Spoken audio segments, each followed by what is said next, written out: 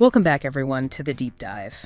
You guys always bring us the most interesting stuff, and this time you've really outdone yourselves. You know, that kind of late night spooky feeling? Yeah. Well, we're going there. We're diving deep into The X-Files, Season 1, Episode 19, Ships. Oh, I see where we're going with this, yeah. You know, just the title alone kind of sends chills down your spine, right? And we're going to peel back the layers on this one. Right. Unearth those hidden secrets, get to the heart of this Monster of the Week story. Absolutely. I'm excited. Yeah.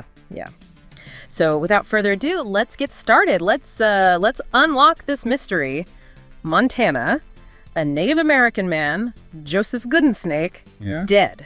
Right. Shot by a ranch owner, Jim Parker. And Parker's defense. He says it was a wild animal attack. A wild animal. Right. And to make things even stranger, his son Lyle has these bizarre scars, markings that almost make you believe his father's story, right? Yeah, you're right. You're thrown right into this puzzle, this mystery, a possible crime intertwined with something primal. Like something ancient. Exactly. Yeah. It's a potent mix. And of course, Scully's there taking it all in, the ever-practical scientist. Right. Examining the scene, and you can almost see her mind working, trying to make sense of it all. That close-range shooting, a human mistaken for an animal. It doesn't add up, does it? Not at all. And that's where Mulder comes in, our resident believer, drawn to the unexplained, like a moth to a flame. Oh, yeah. Those tracks, shifting from human to animal. Almost mid-stride. It's a chilling detail. And then that patch of skin, human skin, right from the start, their interpretations clash, Scully's logic versus Mulder's intuition, a classic X-Files dynamic. It's that push and pull that makes the show so compelling, wouldn't you say? Oh, absolutely. And Shapes takes that dynamic and weaves in another layer of complexity, historical weight. Yeah, the shadow of Wounded Knee. Right, you can feel that tension, that mistrust between the FBI and the Native American community. It's palpable. Every step of the investigation is informed by that history. Even the autopsy, or the lack thereof, becomes an issue. Tribal customs, clashing with the need for answers. The discovery of those elongated canine teeth, those old scars mirroring Lyle's, it just deepens the mystery. Yeah. Hints at something far older than the official case file. And as you might expect, Mulder, with his relentless search for patterns in the paranormal, he connects the dots back to what he believes is the very first X-File. Oh, wow. 1946. A case of savage, brutal maulings. For Mulder, the signs point to werewolves. It's a theory ripped straight from folklore, especially juxtaposed with Scully's more grounded explanation. Clinical lycanthropy. That's right. The belief that one is transforming into an animal. Even when faced with the supernatural, Scully seeks a rational explanation, right? It's her anchor in a world of uncertainty. And that mystery, it takes a dark turn. Jim Parker, the ranch owner, he becomes a victim himself, attacked, savaged by some unseen force. Torn apart, if the reports are to be believed. Yeah. And then nearby, Lyle's found, unconscious. This is where the classic werewolf narrative takes a turn, merging with something rooted in the land and Native American lore. Enter the Manitou. A shape-shifting creature. Right. Elder Ish, a figure of wisdom within the community, describes this entity from their ancient folklore. And there's this almost terrifying logic to its transformation, to its existence. Rules. Passing from host to host upon death, or even through a bite. And the cyclical nature, this 8-year pattern, it's chilling. It's not just your run-of-the-mill monster movie trope. It elevates the episode, wouldn't you say? Oh, absolutely. Adds a layer of depth, of cultural significance. Yeah. And then piece by piece, the truth starts to emerge, gruesome as it is. Parker's blood found in Lyle's stomach. The transformation confirmed. The tension builds toward this almost inevitable confrontation. At the Parker Ranch, Sheriff Skaney, facing this monstrous figure, he's forced to fire. And the creature reverts back to Lyle. Tragic. It's this heartbreaking moment where those lines between man and beast become tragically blurred. The consequences are devastating. Yeah, but even with this seeming resolution, this sense of unease lingers, Right. Gwen, Goodensnake's sister, she vanishes without a trace. And Ish's warning to Mulder They'll meet again. About 8 years. sends chills down your spine, doesn't it? It really does. And that final shot, Mulder and Scully driving away, we hear it. The howl of a wolf. It's the perfect ending to a story that refuses to tie everything up neatly. leaving you with this feeling that some mysteries run far deeper than any FBI investigation. That ambiguity, that lingering sense of the unknown, it's essential to the episode's impact, I think. It really is. And, speaking of impact, let's shift gears a bit, delve into those behind-the-scenes curiosities, shapes. It holds a pretty unique place in the X-Files mythos, wouldn't you say? It certainly does. For starters, it marks the very first time the show explicitly tackled werewolves. Werewolves. Early in season 1, already they were embracing these classic horror tropes, these figures of folklore. And that connection Mulder makes, back to that first X-File in 1946, it suggests this long hidden history of these inexplicable events tucked away in the FBI's archives.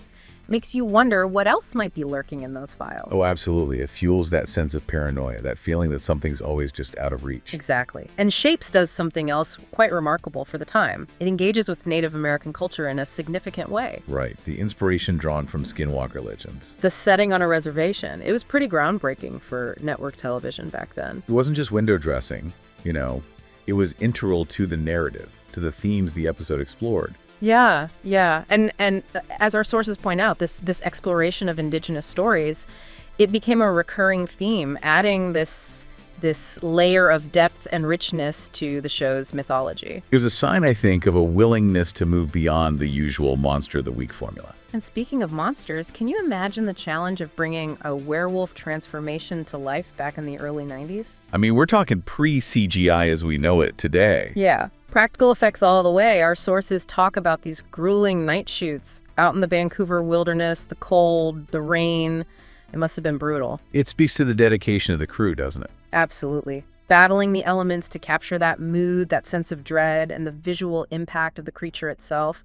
And without the CGI, the reliance on makeup and prosthetics on those practical effects, it must have been immense. It's a real testament to the artistry of those special effects teams. Yeah. They were creating something tangible, visceral. Evoking those classic monster movies. Oh yeah, absolutely. That sense of tangible horror.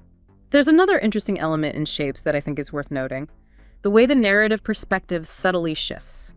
How so? Usually we experience everything through Mulder and Scully's eyes. But here, the story is often told from the perspective of the Native American characters. Oh, I see what you mean. It's as if we're glimpsing this world, with its own ancient beliefs and traditions, a world that Mulder and Scully are just beginning to grasp. It adds a unique layer to the episode. Right, and it avoids that tired trope of the outsiders coming in and solving everything. Exactly. The Native American characters have agency. They're not just passive players in the story. And speaking of the story, our sources mention that the idea for a werewolf episode had been floating around for a while. Oh, really? Possibly even slated for a later season. But they ended up producing it quite early in season 1. It makes you think they were eager to explore this particular type of monster, to delve into the folklore. And it's interesting, in a show that often walks this line between science and the supernatural shapes, really leans into the folklore, doesn't it? Yeah, it does. It's one of the few X-Files episodes that doesn't offer a clear scientific explanation, a rational way out. The Manitou remains this creature of legend, shrouded in mystery. A bold choice for a show that often tries to ground itself in some semblance of reality. It seems like the network executives might have inadvertently pushed them in that direction. Really? Yeah, their suggestion for a more conventional monster led the producers to explore these less conventional, culturally specific legends. They found something truly compelling in the Manitou, in those ancient stories. Irony at its finest, right? Oh, absolutely. And Vancouver, once again, proves to be the perfect backdrop for the X-Files. Our sources talk about this place called Bordertown. Bordertown? Yeah, it's this purpose-built western town in British Columbia. Oh, I see. Perfect for the reservation exteriors and other locations. But of course, the Vancouver weather, that relentless rain, mud everywhere, it must have been a challenge. A testament to their vision, though. Oh, yeah. They were committed to capturing that specific mood, that atmosphere. There's a great detail about the funeral pyre scene that I love. Oh. The director, David Nutter, he cast Native Americans from a local meeting in Vancouver as extras for the singing and praying. Oh, wow. It's a really nice touch. It speaks to their commitment to authenticity, to incorporating those genuine cultural elements. It adds a layer of depth and respect to the scene. It really does. And, looking back, it's interesting to see how Shapes was received at the time. It seems to have gotten a somewhat mixed response. Oh, yeah. Where? Some critics felt it was a bit of a standard werewolf story, not as groundbreaking as some of those early episodes that leaned more heavily into the conspiracy and sci-fi elements of the show. Right. And there were some valid criticisms raised regarding the handling of Native American themes, the potential for misrepresenting deeply held folklore. It's a delicate balance, isn't it? It really is. Trying to tell these stories respectfully without falling into stereotypes or appropriation. And it's important to acknowledge that while Shapes might not have hit the mark perfectly for everyone, it was praised for its attempt to move away from those stereotypical portrayals of Indigenous characters. Progress, not perfection. Exactly. It highlights those complexities of engaging with different cultural narratives within a fictional framework. And here's a fun little connection for you. Michael Horse, who plays Sheriff Skaney, he actually appeared with David Duchovny in another iconic, slightly surreal show. Oh, interesting. Which one? Twin Peaks. It's always fascinating to see those threads connecting different corners of genre television from that era. It speaks to the interconnectedness of that creative world. And, Shapes clearly resonated with audiences. It was actually adapted into a young adult novel back in '96. It shows that despite those mixed critical responses, the story, its unsettling themes, they continued to capture people's imaginations. That's the mark of a good story, isn't it? It stays with you. It really does. So as we wrap up this deep dive into Shapes, we've journeyed through a tale that blends the primal fear of werewolf mythology with the rich and mysterious folklore of the Manitou. We've explored the unsettling ambiguity of the creature and those lingering questions it leaves behind.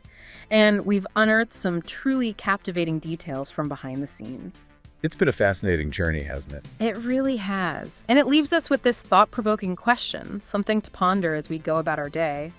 In our modern, increasingly scientific world, what is the enduring power of ancient legends and traditional beliefs? Shapes compels us to think about how different cultures grapple with the unexplained, to consider those liminal spaces where the natural and supernatural seem to intersect. Maybe it's time to revisit Shapes with these new insights, these new layers of understanding, and see what new shadows emerge. That's a great idea. I think I'll do that myself. Until next time. Until next time. Keep diving. Keep diving.